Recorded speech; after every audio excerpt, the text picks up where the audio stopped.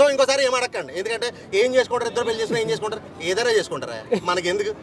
ఇంకోటి ఏంటంటే అఘోరి మాత అఘోరి అనొద్దు, అయిపోయింది. అఘోరి అంటే ఏంటంటే పెళ్ళిళ్ళు కాని వాళ్ళని, సో పూర్తిగా సన్యాసంలోకి వెళ్ళిన వాళ్ళని అఘోరీలు అంటారు. సో అఘోరి మాత అనొద్దు, ఇక నుంచి అఘోరి అనుకోండి, లేకపోతే ఇంకేదన్నా అనుకోండి, అది పేరు ఏదో ఉంది కదా.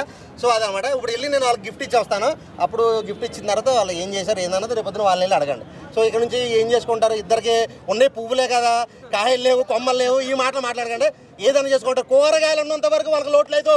నేను చెప్తున్నా, వంకాయలు, క్యారెట్లు, ఇలాంటి కాయలు, కూరగాయలు ఉన్నంత వరకు వాళ్ళకి ఏ లోటు లేదు. గిఫ్ట్ ఇచ్చేసి వచ్చి మళ్ళీ మాట్లాడతాం. మళ్ళీ వస్తావా?